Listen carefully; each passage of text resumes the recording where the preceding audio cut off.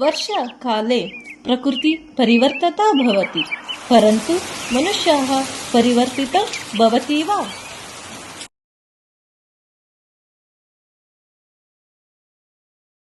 मम आरोग्यं स्वस्थः नास्ति। अहं कतः स्वस्थः भवामि?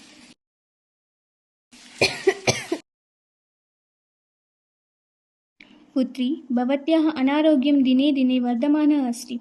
स्वस्था कदा भवति? अतः वैद्यस्य समीपं गत्वा चिकित्सा स्वीकरोतु।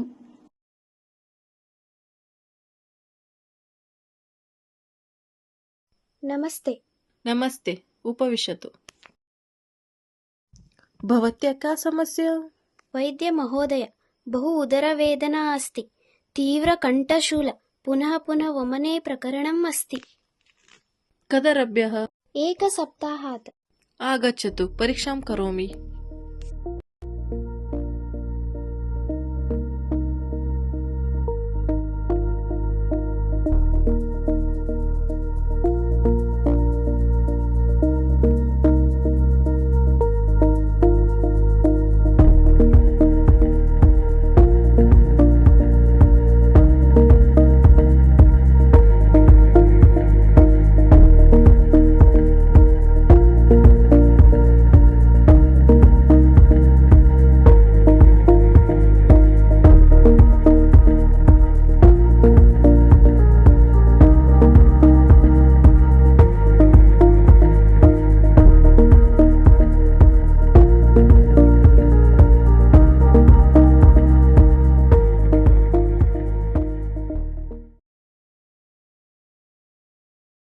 स्वीकरोतु, एतद् औषधं स्वीकरोतु, सम्यक् भवति।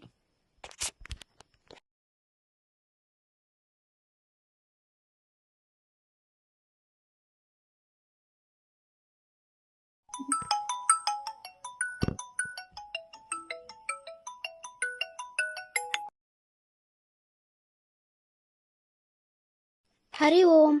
हरि ओम्, कथा अस्ति? अहं किं वदामि? बहुदिनात् आरभ्य मम आरोग्यं सम्यक् एवं नास्ति। किम् अभवत्? वैद्यालयं न गतवती वा? चिकित्सां स्वीकृतवती, इतोपि अनारोग्यं वर्धमानः अस्ति। प्रयोजनं न अभवत्। हे श्रुतोतु, एकः आयुर्वेदवैद्यालयः अस्ति। अहं विवरणं प्रेषयामि, तत्र गत्वा एकवारं दर्शयतु। आरोग्यं स्वस्थ भवति। अस्तु, धन्यवादः।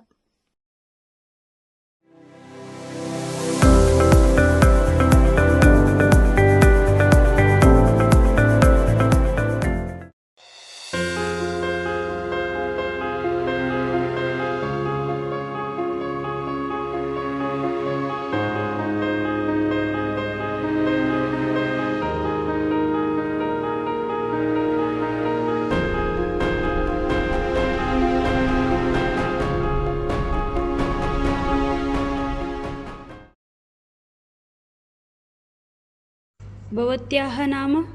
मम नाम स्वरा। भवत्याः ग्रामकः वयः अपि वदतु। नरगुन्दग्रामः, 28 वयः।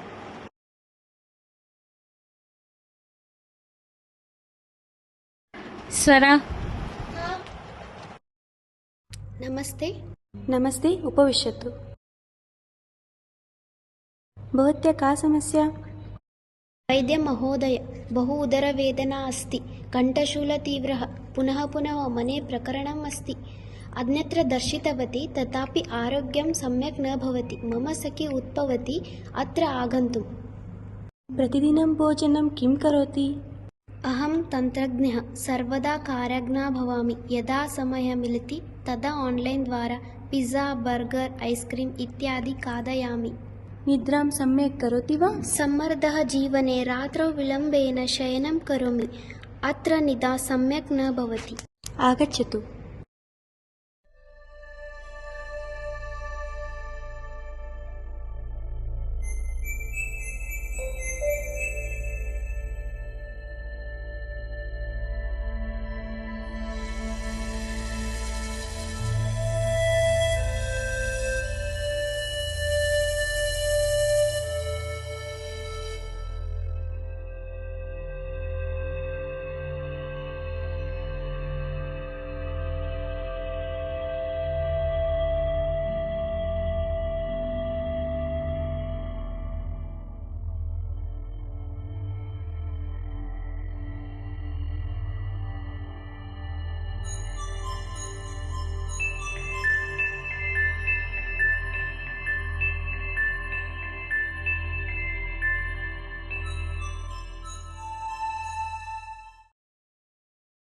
पश्यतु, अस्माकम् आयुर्वेदः वदति आहारम् एव औषधं कुर्वन्तु, तदैव औषधं भोजनम् इव करोतु।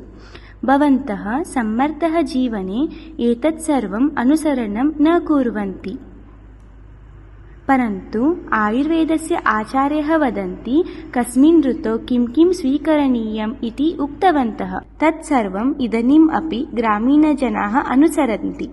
उदाहरणार्थम् इदानीं वर्षा ऋतुः अस्ति।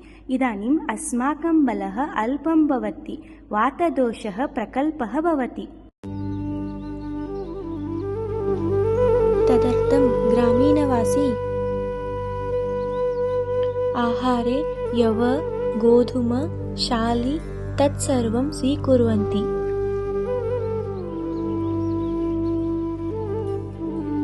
पानार्थं द्राक्षा अरिष्ट दधिमस्तु मिश्रणेन सवर्चललवण पञ्चकोलचूर्ण उष्णजल स्वीकुर्वन्ति।